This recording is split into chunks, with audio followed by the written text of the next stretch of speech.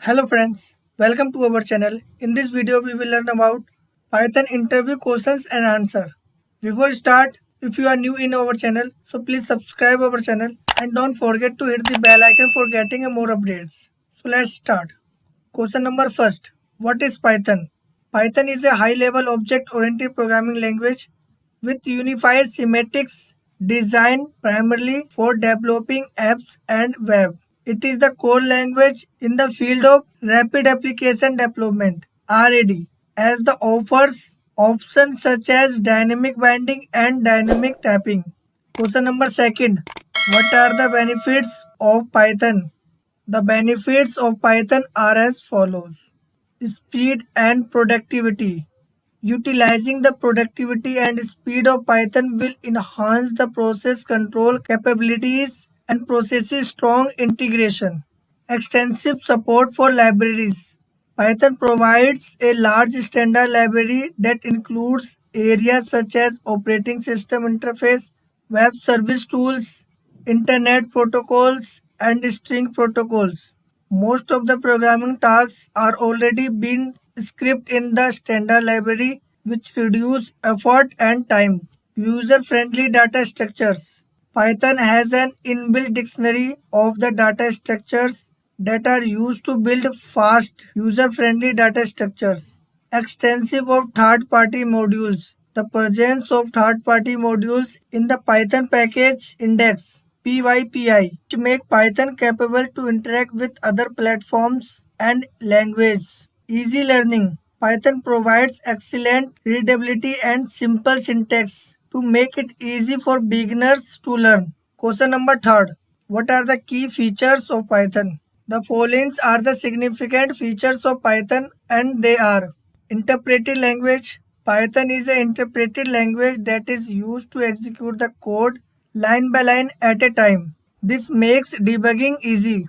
Highly portable, as Python can run on different platforms such as Unix, Macintosh, Linux, Windows, and so on. So we can say that it is a highly portable language. Extensible. It ensures that the Python code can be compiled on other various languages such as C, C++, and so on. GUI programming support. It implies that the Python provides support to develop graphical user interface. Question number fourth. What type of language in Python programming or scripting? Python is suitable for scripting, but in general it is considered as a general purpose programming language. Question number fifth. What are the applications of Python? The application of Python are follows: GUI based desktop application, image processing applications, business and enterprise application, prototyping, web and web framework applications. Question number 6. What is the difference between list and tuple in Python? List. A list is mutable, can be changed. Tuple. A tuple is immutable, remains constant. These lists perform a slower. Tuple performs a faster when compared to lists. Syntax of list is: list, you can take whatever you want. Any types of element you can use inside the list. It may be also more than one. Same as a tuples. Syntax: tub, you can take whatever you want. It's a variable name. Any types of elements you can take inside the tuple and also take more than one elements. Question number 7. What are the global and local variables in Python? Global variables in Python. The variables that are declared outside the function are called global variables. These variables can be accessed or invoked by any function in the program. Local variables in Python. The variables that are declared inside a function are called local variables. These types of variable can be accessed only inside the function. Question number 8. Define Python path. Python path is an environmental variable that is used when we import a module. Suppose at any time we import a module, Python path is used to check the presence of modules that are imported in the different directories Loading of the module will be determined by interpreters. Question number 9. What are the two major loop statements, for and while? Question number 10.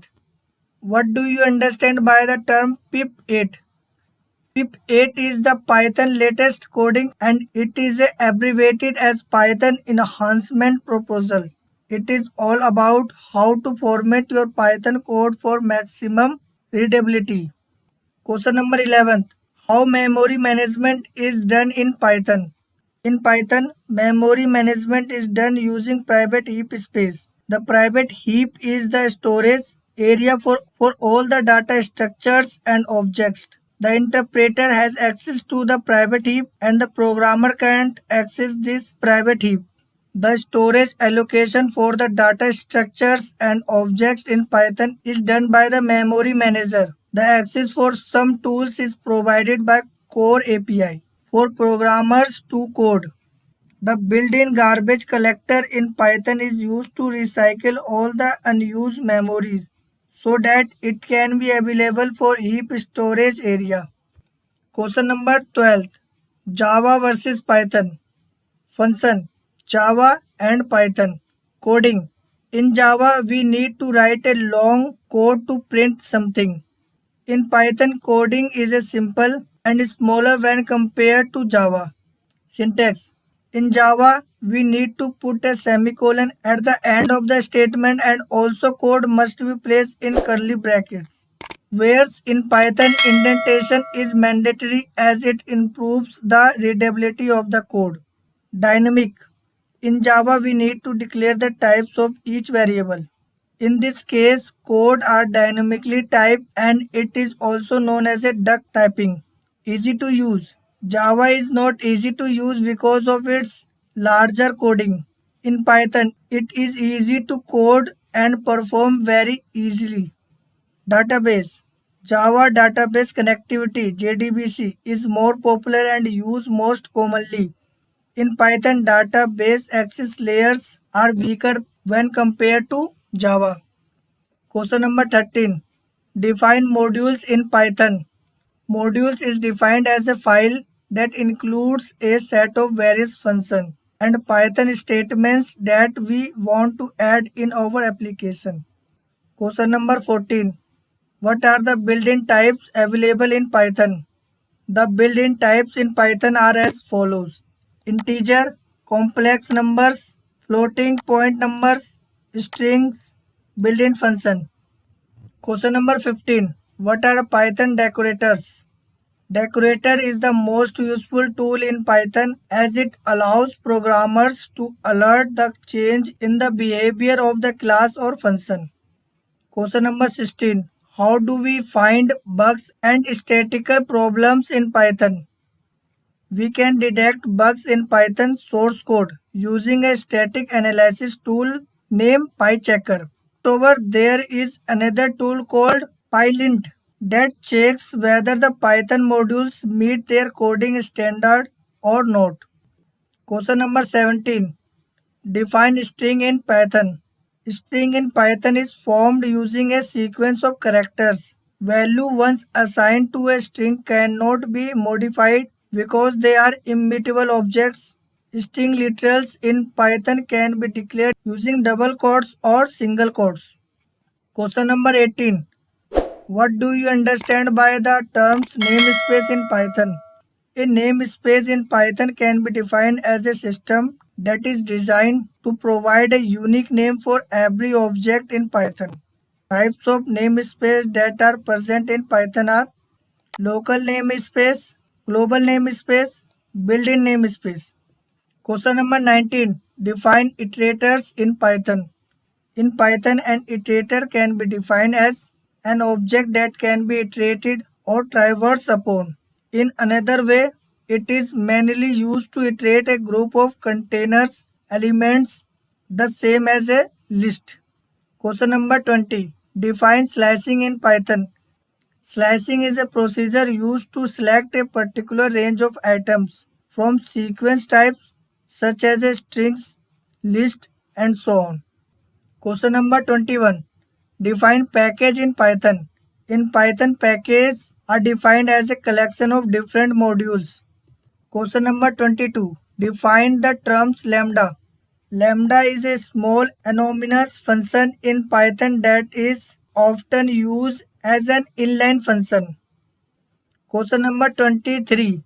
What are dict and list comprehension in Python? These are mostly used as a syntax construction to ease the creation of the list and dictionaries based on the existing iterable. Question number 24. How does a function return values? Function return values using the return statement. Question number 25. Explain the difference between local and global namespace. Local namespace are created within a function when the function is called. Global namespace are created when the program starts. If you like this video, so please press the like button and don't forget to subscribe our channel. Thanks for watching this video.